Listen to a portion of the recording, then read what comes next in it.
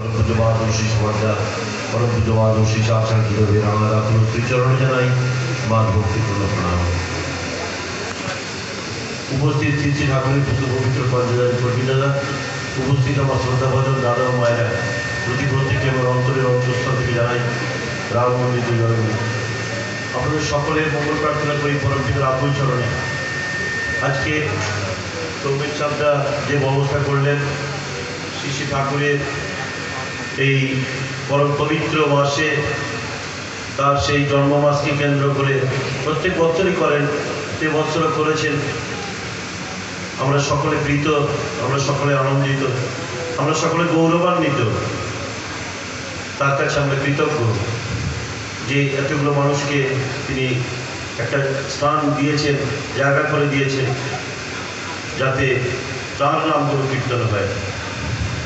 আমার কতগুলো জীবনের অনুভবের কথা, কারণ আচার্যদেব বলছেন যে সৎসঙ্গে গিয়ে সেই আলোচনা করবেন যে আলোচনাটা আপনি ঠাকুরের দীক্ষা নিয়ে যে ফিলিংস, যে অনুভূতি আপনার জীবনে এসছে সেটা আপনি মানুষকে জানাবেন। অধিকন্তু কিছু নেই। তো আমি এটা মনে করি যে কোনো মানুষ যদি ব্যক্তিগত জীবনকে সমৃদ্ধি পথে আনতে চায় বা শক্তিশালী করতে চায়, তাহলে তার জীবনে এমন একজন গুরু প্রয়োজন, আশু প্রয়োজন, যে প্রয়োজনটা তার জীবনে এনে দেবে সমৃদ্ধি, তার জীবনে এনে দেবে ঐশ্বর্য, তার জীবনটাকে শক্ত সমর্থ করে তোলে এবং জীবনটাকে স্ট্যান্ডিংয়ের জন্যে তাকে পরবর্তী পিছন ফিরে তাকাতে হয় না। তো সেই মানুষকে আজকে যারা আমরা কাছে পেয়েছি তারই সেই গুণবার্তা, তারই সেই গুণকীর্তন আমরা সেখানে আলোচনায় একটু রত আছি যতটা সম্ভব নিজের জীবন দিয়ে। কারণ ব্যক্তিগত জীবন সমৃদ্ধি করতে গেলে আমার মনে পড়ে এই গ্রহ নক্ষত্র একটা নির্দিষ্ট কক্ষপথে আবর্তন করছে। তো আমাদের জীবনটাও একটা আবর্তিত হওয়ার জন্যে এমন একজন সাইকেল, এমন একটা সাইকেলের প্রয়োজন যে সাইকেলটার মধ্যে সর্বোত্তমে তিনি থাকেন। তিনি পরম প্রেমময় শ্রী রামকুলচন্দ্র, যার 137তম জন্মতিথিকে কেন্দ্র করে, তার জন্ম মহোৎসবকে কেন্দ্র করে, তার সেই 30শে ভাদ্র তার জন্মদিবসকে আমরা পরিপালিত করবার জন্য সচেষ্ট হচ্ছি এবং তারই সেই গুণকীর্তন করবার জন্য আমরা আগ্রহান্বিত। একবার পাবনায় শ্রী শ্রী ঠাকুর আছেন, তো কতগুলো মানুষ তারই সেই জন্ম দিবসকে কেন্দ্র করে কতগুলো আবেদন নিয়ে মানুষ শ্রী শ্রী ঠাকুরের পদপ্রান্তে।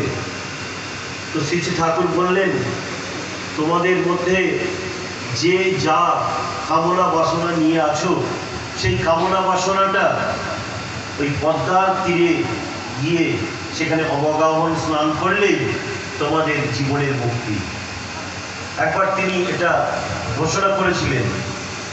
তো বাংলাদেশে যারা বসবাস করেন তো তাদের কাছে এখনো এই কথাটা পাওয়া যায়, পদ্মায় নাকি স্নান করলে তার জন্ম মাসকে কেন্দ্র করে তাহলে কিন্তু তার জীবনের গ্রহ বৈগুণ্য, তার জীবনের গ্রহ এগুলো আস্তে আস্তে করে দূরীভূত হয়ে তাকে সরল স্বাভাবিক সরলীকরণ করে তোলে। তো এই আশ্বাস এবং এই ভাবনা চিন্তা নিয়ে শ্রী শ্রী ঠাকুরের এইরকমভাবে কাজ করবার জন্যে, তাদের জীবনটা প্রতীয়মান হওয়ার জন্যে, যা জীবনটাকে যাতে সম্বেগশালী করা যায়, জীবনটাকে যাতে শক্তপোক্ত করা যায়, সেই জন্য তারা এখনো পর্যন্ত যারা বাংলাদেশে আছে খোঁজখবর নেবেন যে শ্রী শ্রী ঠাকুর বলেছিলেন এই কথা। তো আমরা তো পৌঁছাতে পারিনি সেই জায়গায়, মাঝে মাঝে খোঁজ খবর নিই, মাঝে মাঝে বলি। তো শ্রী শ্রী ঠাকুরের কাছে একবার তার ভক্তবৃন্দরা একবার আবেদন করে, ঠাকুর নিবেদন করা হয় যে ঠাকুর আমরা আপনার জন্ম দিবসকে প্রতিপালন করব। শ্রী শ্রী ঠাকুর তাতে অরাজি হয়েছিলেন, শ্রী শ্রী ঠাকুর তাতে রাজি হননি। তবুও বহু মানুষ তার সেই নিবেদন নিয়ে শ্রী শ্রী ঠাকুরের কাছে যখন একটা প্রত্যাশারঞ্জিত ভাবনা নিয়ে যখন গেছেন, তখন কিন্তু তিনি আর না করতে পারেন। বিশেষ করে অনন্তনাথ রায় তার সেই বাল্য বন্ধু যখন তার কাছে আবেদন করেন, আজকে তাকে বিশ্বগুরু রূপে যখন তাকে বিরোধ করা হয়, তাকে সম্বোধন করা হয়, তখন তিনি একেবারেই গণরাজি ছিলেন। মা বেঁচেন, মাতা মনমোহিনী দেবী আছেন, তখন কিন্তু তাকে বিশ্বগুরুর সেই সার্টিফিকেট দেওয়া হয়েছিল। কিন্তু শ্রী শ্রী ঠাকুরের সেই অতলান্ত প্রেম দিয়ে মানুষগুলোকে এমনভাবে ঢেকে রেখেছিলেন, তিনি জানতে দেননি। কিন্তু কদিন ঢেকে রাখবে? দিনের পর দিন আস্তে আস্তে করে মাসান্ত বৎসরান্ত কাটতে কাটতে কাটতে কাটতে 137তম জন্ম মহোৎসব এসে গেল। আজকে দীর্ঘ 100 বছর কেটে গেল, রেজিস্ট্রেশন হয়েছে সৎসঙ্গে। আজকে সেই উৎসব পালিত হচ্ছে আগামী অক্টোবরে ঋত্বিক কনফারেন্সের সঙ্গে একই সঙ্গে ঘোষিত হবে। আজকে আপনারা জানেন, এক সাধু ব্যক্তি তখন শ্রী শ্রী ঠাকুরের কাছে প্রণাম করতে আসেন, তখন কিন্তু গর্বে ছিলেন শ্রী শ্রী ঠাকুর। কিন্তু কাকে তিনি প্রণাম করছেন? প্রণাম করছেন শ্রী শ্রী ঠাকুরকে। তার সেই ভাবটা তার মধ্যে বিরাজ করে যে তিনি দেখতে পাচ্ছেন এক অবতার পুরুষ আসছেন, তাই তাকে প্রণাম করছেন। মা, আপনাকে আমি প্রণাম করিনি, আমি প্রণাম করেছি আপনার গর্ভে যে আসছেন তাকে প্রণাম করেছি। তখন কিন্তু আর আপনাকে কেউ বাধা দিতে পারবে না যে সারা বিশ্বের মানুষ যখন তাকে প্রণাম করবে, তখন কজনকে আপনি আটকে দেবেন।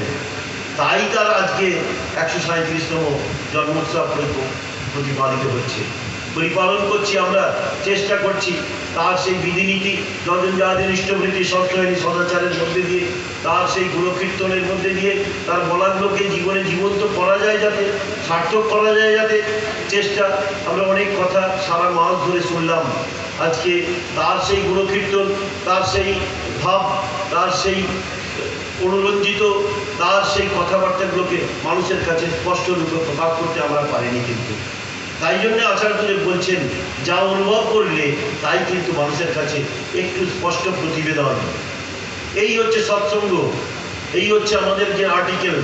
আজকে আমরা শুনিনি তার কথা, আমরা এখনো 2 ঘন্টা পর্যন্ত সৎসঙ্গ করছি। তিনি বলছেন, বহুদিন আগের কথা, আচার্যদেব রিসেন্টলি তিনি এটাকে বক্তব্য তার মুখ থেকে স্পষ্ট প্রকাশ পেয়েছে।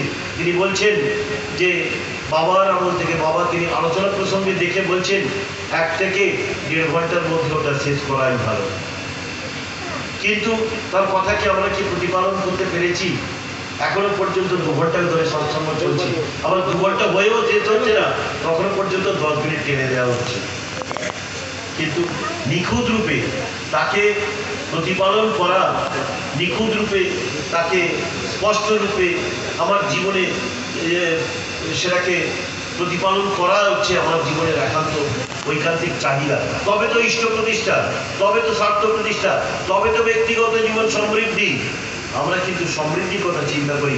শ্রী ঠাকুর বলেই গেছেন যে আমাদের সমস্যা বিজড়িত মানুষ, আমরা কিন্তু ইষ্ট স্বার্থ প্রতিষ্ঠার দিকে নজর না দিয়ে ব্যক্তিগত স্বার্থের দিকে নজর দিই। তাই জন্য ব্যক্তিগত স্বার্থটা ওটা আস্তে আস্তে ধসে যায়। তাই সব সমস্যার সমাধান জানিস ইষ্ট প্রতিষ্ঠান, ইষ্ট প্রতিষ্ঠার মধ্যে দিয়ে সব সমস্যার সমাধান হয়। এবং তাকে সেই রকমভাবে একটু আগে যে কথা হচ্ছিল, যে ভাব বিরুদ্ধ ভাব দ্বারা আহত না হয়, তাই হচ্ছে আমার জীবনের একান্ত বিশ্বাস। এবং তার উপরে ফুললি ডিপেন্ডেন্ট নির্ভরতা, যে নির্ভরতার দ্বারা একটা হাঁটতে পারে না যে মানুষ, তার যদি হাতে লাঠি দেওয়া হয়, তার যে লাঠিটাই জীবন সর্বস্ব হয়ে দাঁড়ায়, তেমনি আমাদের জীবনে যখন অপারগতা থাকে, তখন কিন্তু আমরা কিছু বুঝি না, আমরা বুঝি ঠাকুরকে। হে ভগবান তুমি বাঁচাও, হে ভগবান তুমি রক্ষা করো।